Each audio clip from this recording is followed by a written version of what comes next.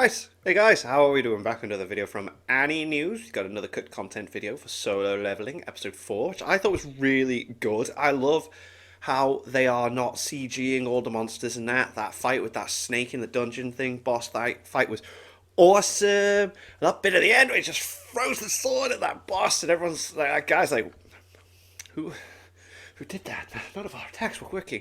So it's pretty cool that he's not like going out there and trying to make himself noticed straight away in that. But yeah, what was left out, changed, or added? Let's find out on this exciting episode of Solo Leveling Cut Content.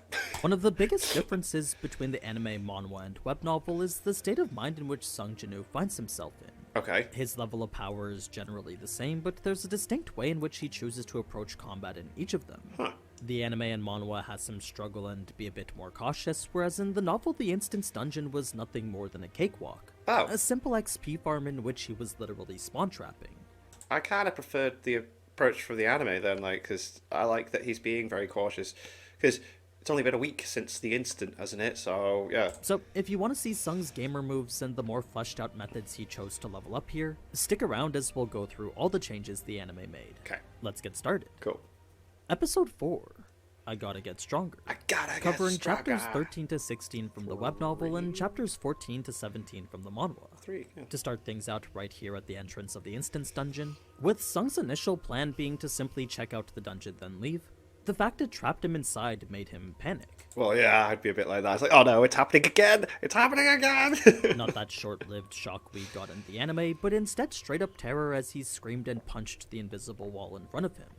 The whole thing was far beyond what he had originally planned for, because what he expected to find was a gator's secret entrance somewhere, not this significantly worse scenario in which he couldn't even escape anymore. It's when he finally commits to the challenge ahead of him that the first major difference is with the goblins. Oh. If you read the manhwa or read the books, you'd know that these goblins weren't an enemy inherent to the dungeon. Oh. The reason I think the anime decided to include them then was because, as the enemy we've seen Sung fight and lose to twice Oh, similar, so it's nice to see. Yeah. before, they serve as this base Right. level marker for Sung's starting point. They're the only enemy we know he can sort of handle, and it's that knowledge that makes his fight with them a good indicator of how strong he's become Makes so sense. far. That does make sense. I like that. So, by seeing him fight and defeat them easily now, we know at the very least that Sung is stronger and more competent than he was before. Now, it's his first encounter with the wolf, that's when we get to that first major difference in Sung's state of mind I was talking about. You see, in the manhwa and anime, Sung was a bit more passive and let enemies get the jump on him, but it was in the novels that he did the opposite. He could sense that something was stalking him, and though he didn't know exactly where it was, he knew from experience it was waiting for an opportunity. An opportunity Sung would give by faking an opening, then immediately reverse by swinging his sword right as the lichen jumped out, one-shotting the beast in a swift reflex that impressed even himself. Cool. That's another difference from the manhwa and anime, but as I I love it. He's just punching it, like, ah, oh my god. mentioned last video, the sword was something Sung was already aware of. He had equipped the weapon as soon as he entered and was ready to use it straight from the get-go. Right. 2 more lichens would then jump out right after the first, and despite Sung's sword being stuck just like in the anime, Sung had no problem abandoning it so he could swing his fist instead. Unlike how the lichens were able to withstand it in the anime though, that single punch was enough to one-shot it too. Oh, I'm preferring the anime's approach of, like, not giving us that he's so OP straight away. Exploding its head the moment his fist made Which is, impact with that's it. cool, like, Now, but yeah. you may be wondering how that was even possible, but the core reason behind it is because in the novels the lichens' names were white. They weren't red to show that they were significantly stronger, but instead immediately white to indicate that they were already weaker than Sung. Right. So, though the anime and the novel had the same strength stat for Sung, Oh, right, okay, that's interesting. They could have just, it seems the power of the lichens they were facing was different. The anime's obviously being a little bit harder, and the novels being somewhat easier. That's not to discount the confidence and experience Sung had displayed while fighting them in the novels though, but there was a much So the anime is hard mode. more gradual progression towards that confidence in the anime. As for the manhwa, it was here that they decided to keep Sung's strength at 20 in the beginning. A decision I think makes the most sense for when Sung was actually struggling, since to have his strength at 30 would mean he should really be one-shotting them. What I mean is that a strength of 30 plus doesn't properly reflect the power of someone who's level 2. Right. As Sung determined himself, His glass cannon strength build placed his power more akin to someone who was level 20. So, what do you get when a level 2 hunts with the strength of a level 20 in the beginner area? Well, that's what Sung believed to be power leveling. He'd effectively tripled his power stat and was now abusing that power to farm levels here. To say his actual power was tripled from what it was initially, though, wasn't entirely accurate since Sung felt he was even stronger than that. You see, back at the hospital he'd tested the difference between 1 or 2 points, but now that that strength had increased threefold, he knew for sure the amount it was increasing each time wasn't linear. To him, it felt like it was more of an exponential boost in power. Right. A level of growth that only got faster the farther along you were. So, with that being the only explanation for his newly acquired destructive power, Sung also figured his significant boost in speed was because of the strength attribute too. What he initially thought was all agility, in actuality had nothing to do with agility. His strength was increasing his muscles, and that in turn was also making him faster. So, what exactly does the agility stat do then? Well, that's something Sung knew he'd have to use points to find out. A price he wasn't willing to pay, since why bother when strength already does what he thought agility did? Of course, he could always find out just by leveling, so that was his plan to figure out what all his attributes did. Sure, the increase to them would be marginal at the beginning, but over time he knew eventually a difference would be felt. Now, Sung was pretty disappointed that there weren't any essence. This was interesting. So I like that he has like his own little kind of currency and everything. He is in a completely different kind of like world, really. And then he could still use the attributes and everything within, you know, everyone else's kind of like playstyle. Stones, since for many the whole point of being a hunter was to gather these essence stones. To him, it just felt wrong to walk away empty-handed from a hunt like this. It was the first indicator this dungeon was fundamentally different from a gate. Luckily, they did give him drops instead, but with no context on what the gold they were sold for was worth, Sung could only hope that their value would eventually add up to something better. He was the type of player to gather anything and everything no matter how invaluable it was. In fact, he had even become a bit sad when he realized 20 gold was left on the table from that lichen whose head he punched off. That disappointment didn't last very long though, as when he turned around to find 20 more lichens, his face lit up at the thought of how much gold he was about to get. He was ecstatic to see so many more mobs waiting to get farmed by him. A stark contrast from the nervous anxiety Sung proceeded with in the anime. Again, I'm preferring the anime's approach here, but I still do like the whole power fantasy of like, let's go, I'm OP now, blah, blah, blah. But I like this little kind of slow progression, easing into it kind of thing. I want to see the confidence grow. Whereas he was happy for a fair fight and challenge there, in the novels, Sung's greed shone through, as all he could think about was what he could gain from them. So this would constitute the entirety of the dungeon's first floor, and by the end Sung had gone up to level 7. His stats had gone up to what you see here, and the only drops he got were the ones we saw in the anime. Sung surprisingly didn't suffer from that gamer's hoarding mentality though, and was able to sell his entire stash minus the teleportation stone, granting him a total bank of 1,060 gold now. Nice. Yeah, you ain't selling the teleportation stone. Sung's sword was pretty beat up at this point, and that would lead into the reasoning behind why. But he didn't have to use the teleportation stone, so does he still have that? And what can he do? He chose not to fight with weapons anymore. You see, before he'd once spent $350 on a dagger, and while it definitely made hunting a whole lot easier for him, it unfortunately broke while fighting the boss. Goddamn. His total gains were only 3 essence stones worth of money that day, so with that being only about $240, the money he spent far exceeded the money he'd earned. Yeah, oh. A costly lesson that made him never want to buy a weapon again. Thus the reason from that point on he only fought with his fists. Now, to add a bit more clarity to the notion this wasn't something Sung understood, there was less uncertainty in the fact he was being manipulated. The way this dungeon worked exactly like a video game made him positive something or someone had created it for him. It was a for sure indicator that some unknown being was controlling him. So, unlike how Sung was just speculating that some higher power wanted him there, in the manhwa he knew this was exactly where they wanted him to be. He was aware he was a pawn in someone else's game, yet continued anyway since this was the only path to power. I mean, yeah, if it's beneficial to you, then you may as well just keep going along with it. I am intrigued about the actual story of this as well, like why this is a thing, and the novels really flesh out the next part, because there was a lot of focus on what Sung had done to level up some more. He had essentially refined the process into a basic spawn trap system. He discovered the dungeon respawned its monsters on a timer, and it was about the time he took to clear the monsters on the second floor that the Lycans on the first would be back and waiting for him. So it was once Sung found out he could just go back and forth between the first and second floor that he would continuously farm all monsters within until his level stopped rising. Cool. It was an 8-hour grind in which he had gotten so familiar with that he could now easily predict where the monsters were going to attack him from. God damn, Since so they would you'd know all the spawn points and everything, and just be like, right, okay, if I go out of this room, let it reset, come back, bam, boom. Always respawn Old in school the exact Destiny same 1, place. like, Every approach. cycle made him more familiar with where The each and all Cosmodrome. of them would come from. There was, I love talking Destiny, but because I've played Destiny 1 since like the beta, I loved trying to level up by going into a room downstairs in the Cosmodrome, the very first area you go into. There's 3 hive that have like yellow health, and you're like, what the hell? And it would take you ages to kill them.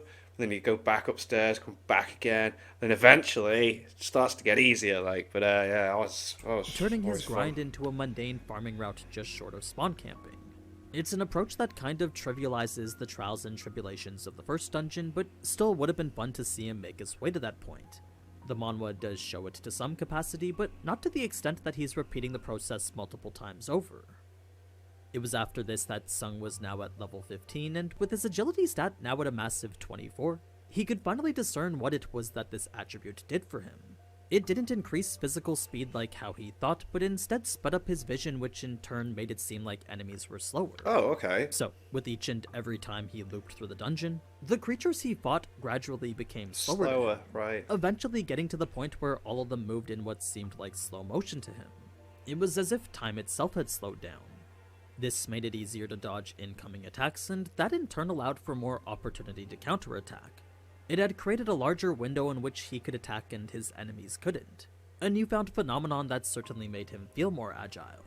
This disparity only got larger the more he leveled, and by the time he had peaked at level 15, Sung had come to realize his own movements made himself seem faster to the enemies too. So, with his strength increasing his speed and agility making him see things faster, together they were a double positive that worked both for him and against his enemies. A nice bit of synergy that made combat easier. The next attribute Sung had started to take note of was the way perception made the boss on the third floor seem increasingly dangerous. At Okay. first it was only this minor tingling, then the more he leveled and the more perception increased, the more that emanating sense of danger started to feel stronger. So the perception is kind of like Spider-Man's spidey sense. That's cool. All right. Perception didn't just provide some sort of spidey sense though, since as he said, All right. Explain further. it from the second floor down to the third. Despite very little light making things visible, Sung could see just fine, likely I because thought of I had perception it. too. Never mind. He believed it went to improve his eyesight as well. It was when Sung finally made it down and encountered the boss that the whole thing was a lot shorter than it was in the anime. The snake got one surprise attack which shattered Sung's sword, then after that it was pretty much game over. All Sung had to do was hone his agility and focus on his target, then maneuver himself in a way that would allow him to grab hold of it. It was a simple task that required only one dodge to do so, the rest of which was just a matter of strength. With almost 50 points now amplifying his power, crushing Kasuka's skull wasn't a matter of if, but rather when. There was no doubt in Sung's mind on whether he could But penetrate you its could armor. do or it, not. right? The only That thing was Sung cool. was thinking about while doing this was a bunch of what-ifs for the path he took to get here. He wondered if things would have been different had he not power leveled or focused everything on strength. He wondered whether he could have handled the boss if he didn't grind first beforehand. Fortunately, that didn't really matter anymore, as the opportunities Sung saw were the ones he took. A series of cautious decisions that now left him at level 17. Of course, no one really hunted a boss just for experience points, so what Sung was looking forward to the most was the item drops. He was excited to see what loot he would get from the snake he just... The weapon he got, I thought it looked really freaking sick. That knife. What was it? C rank knife. But then there was that other item, and I didn't quite read it properly. But he was like, "This is too much. We're gonna have to put it away for now." Both were the same as what we Oh. saw, but the venom was... Here we go. So, refined venom. You have a slim chance of obtaining this item. Drinking this venom will make your skin tough, but your muscles will be permanently damaged. God damn. Alright, okay. And then... Paralyzation and bleeding when used upon our opponent. Cool. Right. Okay. Ah. Right. So 20% less. All right. Isn't a 35% decrease in strength, but instead just a 35-point decrease. That may seem like a lot right now, but at the later levels when Sung has, say, over 100 strength, a 35 Spoilers. point decrease won't be as much of a debuff as it would be now. To use that potion now would be to deplete pretty much all his strength. Sung would then exit the dungeon, and that would wrap up his intense 9-hour level grind. God The damn. reason he still carried his sword is because broken items like that can't be stored in inventory anymore. Ah. Now, for a bit more context on the military's involvement with gates, they're usually only ever called in when a dungeon break occurs. Those don't Just really what happen very happened. often anymore, but there are times when a gate would spawn somewhere hidden and go unnoticed. Rare occasions Oh. that call for the military Hey, that makes sense. That makes sense. If no one knows it's there, no one's going to go in, and then the break's going to happen. to be All right, sent yeah, in yeah, first, mainly to protect the citizens and buy time for their escape. The other reason is to buy time for the hunters to get there, but with civilians being the highest priority, the military was the willing sacrifice standing between them and the monsters. Noble meat shields who knew their weapons were ineffective, yet proudly defended their fellow countrymen regardless. So, when the soldier who saw Sung thanked him for his service, Sung honestly felt it should have been the other way around. He was surprised to hear gratitude from a person whose life was most at risk here. Either way, it was only natural to appreciate their shared goal of protecting the people. It's when Sung is finally led to where the boss fight is that the Mate. situation is shown to be a lot more dire. What I mean is that, with the party wipe being all but inevitable, the tank knew that he would have to be the one to do something.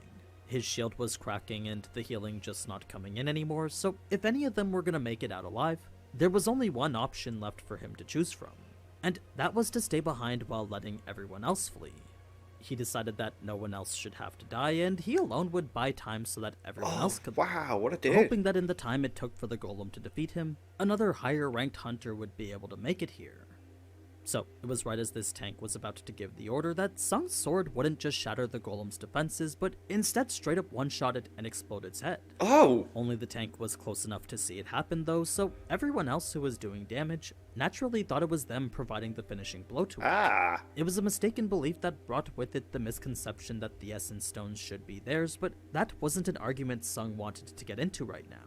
He didn't have proof that he was the one who slayed it, and even if he did, he would have to reveal how an E rank like him became so powerful. Oh, yeah, a lot It of was a cost explanation. that simply wasn't worth the price of a D rank Essence Stone. To him, this unique ability was something far more valuable. So, with that bringing us to the end of the episode, that's pretty much everything we missed from episode 4. A different look into how Sung approached Very his leveling, and interesting. a more detailed overview into how he's adapting to everything. So, if you liked what you saw and want to see more, then be sure to leave a like and let me know in the comments. Now, before I go, a huge thanks to my members and to those supporting through Super Chat. Your direct support is always very much appreciated.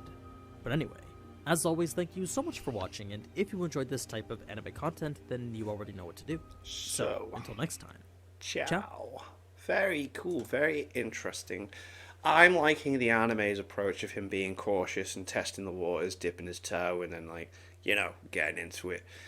Still cool, like, the art looks really cool in the manhwa with him just going in for it, but I'm currently really enjoying this anime, and like I say every time, it's always fun to see what has been changed, added, etc. And until the next one, thank you to my patrons. If you want to have your name at the end of every video I upload, link is in the description to the Patreon page. $1 a month is all I ask, but it's greatly appreciated. Thank you for that. Thank you all for watching. What do you guys think of that? What do you guys think of this? Click like, subscribe if you haven't already. Leave comments below. Let me know what I should watch or discuss in future videos. I'll see you guys next time.